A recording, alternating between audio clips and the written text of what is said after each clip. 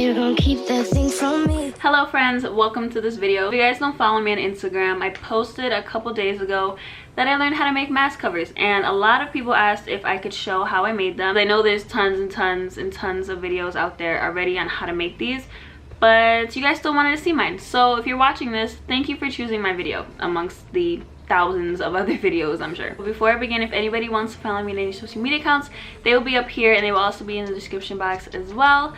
So with that being said, let's go ahead and jump right into this video. So the first thing you're gonna need is some type of t-shirt or fabric. It really doesn't matter, but in this case, easiest option is a t-shirt. You are also gonna need some scissors, preferably fabric scissors, but I'm using hair scissors because they're still scissors and I don't have fabric scissors. So now this next thing isn't mandatory, but if you get frustrated really easily, you might find this helpful. If you are trying to smooth out your mask, smooth out the edges, as I'll show you later, you'll see that this will definitely come in handy and it'll be less frustrating. I use my flat iron for like my clothes all the time. I actually used it today, as you can see, to cuff my sleeves.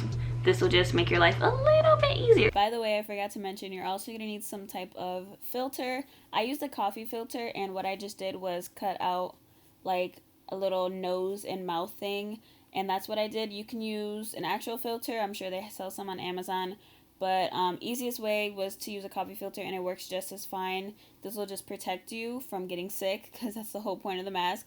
But yeah. So this video wasn't supposed to be a voiceover, but the audio was muffled because I had the mic covered. But first thing we need to do is just lay our shirt down on a flat surface like that. Now we're gonna cut out the body of the mask, which is pretty much just a rectangle. You wanna make sure it's wide enough though to cover your mouth and cheek area. I put some measurements on the screen if anyone needs them, but I normally just eyeball it. I can always cut off whatever extra I don't need.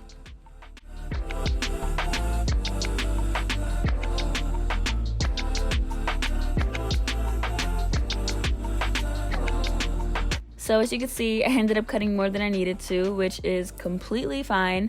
I'm just gonna see how much I want to take off and just take that off real quick. So once we have the body of the mask cut out, we can now move on to the strings or straps, whatever you want to call them.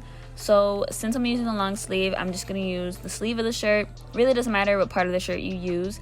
But to make the strings is really easy. All you have to do is, well, what I do is I cut a long and slightly thick strip of the shirt and then cut that strip in half, which gives me 2 strips, and those are your strings.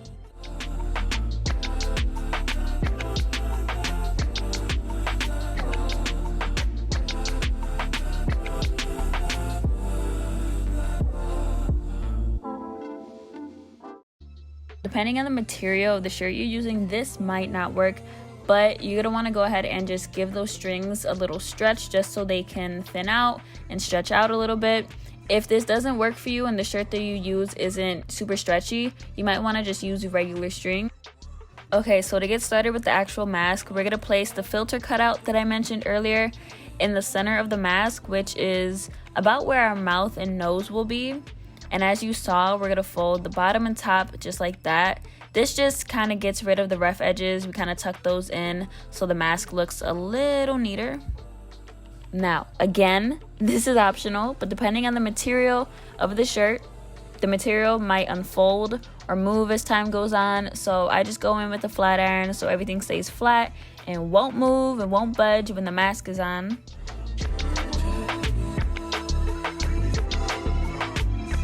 Cool, now we can place the strings. I didn't mean to tie both ends, by the way. I was only supposed to tie the top ends together. You'll see how you're supposed to tie the bottoms in a second, but you're gonna space the strings out just like that. Last step is taking those little flaps, folding them over like that.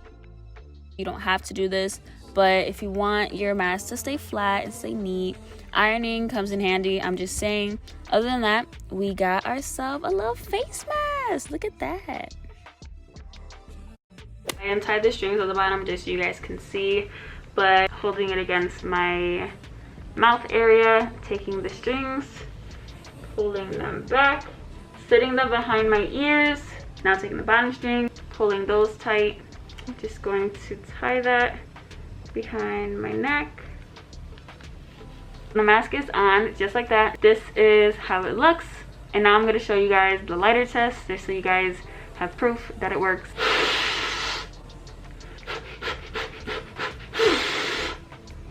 I think we're good.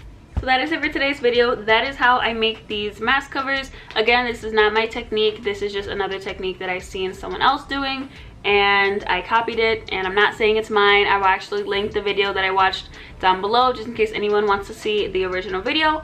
But yeah, with that being said, thank you guys so much for watching, and I will see you in my next video. Bye!